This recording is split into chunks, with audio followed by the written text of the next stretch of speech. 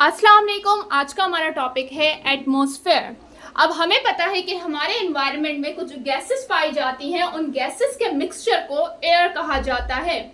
जब ये गैसेस के मिक्सचर एक लेयर की फॉर्म में हमारी अर्थ को सराउंड करें तो उन्हें क्या कहा जाता है? एटमॉस्फेयर कहा जाता है।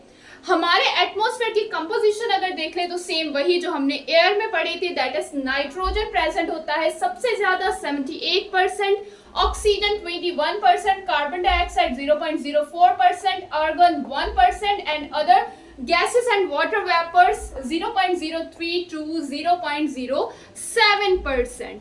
अब हमारी जो एटमॉस्फेयर है वो कई सारे रोल प्ले करती है, जैसे कि ये हमें जो है वो हार्मफुल रेडिएशन से बचाती है, हमारी लाइफ प्रोटेक्ट करती है, टेम्परेचर को रेगुलेट करती है, हमें ऑक्सीजन प्रोवाइड करती है रेस्पिरेशन के लिए, कार्बन डाइऑक्साइड प्रोवाइड करती है फोटोसिंथेसिस के लिए। उसके अलावा ये वेदर और क्लाइमेट को भी इन्फ्लुएंस करती है, उस पर भी अफेक्ट डालती है। ठीक हो गया।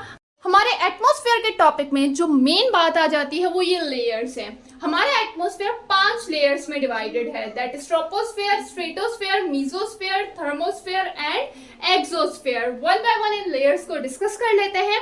सबसे पहले आ जाता है ट्रोपोस्फेयर। ट्रोपोस्फेयर हमारा तकरीबन 12 किलोमीटर तक होता है। ट्रोपोस्फेयर को लोवेस्ट लेयर कहा जाता है और तकरीबन इन सब लेयर्स में से एटमॉस्फेयर में 80% मास इस ट्रोपोस्फेयर का होता है। 80% ये ट्रोपोस्फेयर होती है एंड देन 20% ये दूसरी लेयर्स होती हैं। ट्रोपोस्फेयर में जैसे जैसे आप एल्टीट्यूड पे जाते जाएंगे वैसे वैसे टेम्परेचर डिक्रीज होता जाएगा। ये मेन पॉइंट है, याद रखना है आपने कि ट्रोपोस्फेयर पे जैसे जैसे आप एल्टीट्यूड पे जाते जाएंगे वैसे वैसे ही क्या होता जाएगा? टेम्परेचर डिक्रीज होता जाएगा। उसके अलावा जो हमारे एयरप्लेन्स है वो इस लेयर पे फ्लाई करते हैं, ठीक है, इस लोवेस्ट लेयर पे फ्लाई करते हैं। ये भी क्वेश्चन आता है कि एयरप्लेन हमारे पास कौन सी लेयर पे फ्लाई करते हैं, तो वो कौन सी है? That is troposphere.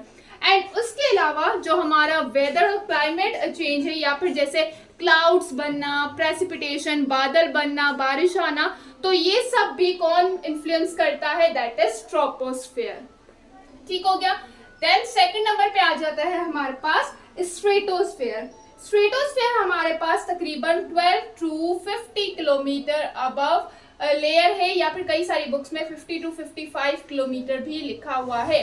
इस स्ट्रेटोस्फेयर में हमारे पास ज्यादा अमाउंट पाया जाता है ओजोन लेयर का। ठीक है, अक्सर क्वेश्चन आता है कि ओजोन लेयर कहाँ पर मौजूद होती है, तो वो कहाँ होती है? दैट इज स्ट्रेटोस्फेयर में। उसके अलावा जो वेदर बलून्स वगैरह हैं वो भी इस लेयर तक पहुंच जाते हैं एंड देन कुछ एयरक्राफ्ट भी यहाँ तक पहुंचते हैं। तो अच्छा, स्ट्रेटोस्फेयर में जो हमारा टेम्परेचर है वो कांस्टेंट रहता है।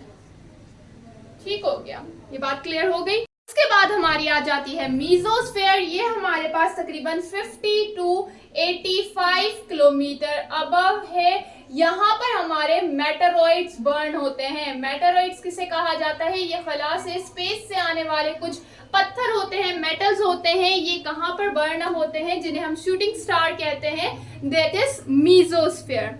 उसके अलावा मीजोस्फेयर में जैसे जैसे आप एल्टीट्यूड पे जाते जाएंगे वैसे वैसे टेम्परेचर डिक्रीज होता जाएगा। ठीक हो गया। उसके बाद आ जाता है हमारा थर्मोस्फेयर। थर्मोस्फेयर हमारे पास 4th लेयर है जो कि 85 से 600 किलोमीटर तक है। थर्मोस्फेयर में अरोरा फॉर्मेशन होती है। अरोरा किसे कहा जाता है? ये एक लाइटनिंग होती है। जब सन से आने वाले कुछ पार्टिकल्स हमारी अर्थ की मैग्नेटिक फील्ड से टकराते हैं तो वो एक लाइटनिंग प्रोड्यूस करते हैं जिसे अरोरा कहा जाता है। ठीक हो गया। अब इस लेयर में आप जैसे जैसे एल्टीट्यूड पे जाते जाएंगे वैसे वैसे ही टेम्परेचर इंक्रीज होता जाएगा। इंक्रीज। ठीक हो गया, क्लियर हो गई। देन आ जाता है हमारे पास एक्सोस्फेयर, जिसे आउटर मोस्ट लेयर कहा जाता है। एक्सोस्फेयर हमारा तकरीबन 600 से प्लस जो है वो जो लेयर है हमारे पास, दैट इज एक्सोस्फेयर। ये हमारे पास, इसके बाद जो है आप खला में जाएंगे। इस एक्सोस्फेयर और स्पेस के बीच में कोई भी लेयर मौजूद नहीं होती, ये आपस में मर्ज ही होते हैं। इसके बाद क्या आ जाता है? स्पेस आ जाता है। अब यहाँ पे एक और बात आपने याद रखनी है कि ट्रोपोस्फेयर और स्ट्रेटोस्फेयर आप जो है वो आपके पास सेपरेटेड है एक लेयर से जिसे ट्रोपोपोज कहा जाता है। ठीक हो गया। तो बस ये था हमारे पास एटमॉस्फेयर के बारे में। आई होप ये लेक्चर आपको समझ आ गया होगा। फिर भी कोई भी क्वेश्चन आप पूछ सकते हैं। थैंक यू, खुदा हाफिज।